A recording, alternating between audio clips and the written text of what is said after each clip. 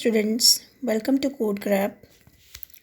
So this video is especially for IP students जिनका exam 29 मार्च को है इन्फॉर्मेटिक्स प्रैक्टिसेस कोड 065 का।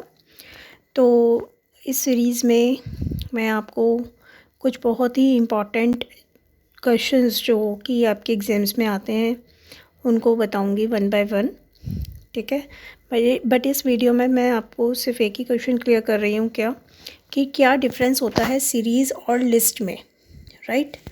तो सीरीज़ आपको पता ही है कि सीरीज़ आपके क्या होते हैं। सीरीज़ आपकी 1D एरे होती है, ठीक है। 1D मतलब वन डायमेंशनल, ठीक है, जिसके अंदर आपका एक ही कॉलम होता है और सेवरल रोज़ हो सकती हैं, ठीक है। और लिस्ट के अंदर क्या होता है, लिस्ट आपकी, क्योंकि आपको पता होगा लिस्ट आपकी नेस्टेड भी होती है, नेस्टेड के अंदर भी फिर फर्दर नेस्टेड हो सकते हैं। तो लिस्ट आपकी 1D 2D 3D डायमेंशनल हो सकती है।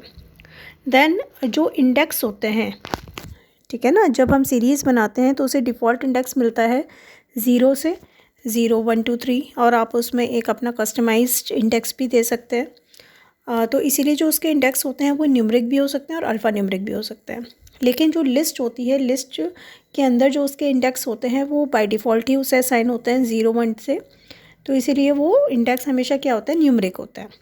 दैन द थर्ड डिफरेंस कि वही जो मैंने आपको अभी एक्सप्लेन किया कि जो उसके इंडेक्स हैं हम उसको एक्सप्लिसिटली भी प्रोवाइड कर सकते हैं, लेकिन लिस्ट के अंदर हमेशा 0 से ही स्टार्ट होते हैं और अगर हम राइट हैंड साइड से देखें तो वो -1 से स्टार्ट होता है। मतलब उसमें पॉजिटिव इंडेक्सिंग भी होती है और नेगेटिव इंडेक्सिंग भी होती है।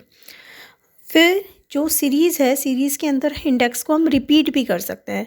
मतलब अगर मैं कहूँ कि किसी पर्टिकुलर रिकॉर्ड का इंडेक्स मैंने ए दिया तो मैं किसी दूसरे रिकॉर्ड का इंडेक्स भी ए दे सकती हूँ, लेकिन ऐसा मैं लिस्ट में नहीं कर सकती। लिस्ट के अंदर जितने भी उसकी लोकेशन या इंडेक्स होता है वो हमेशा यूनिक ही होता है।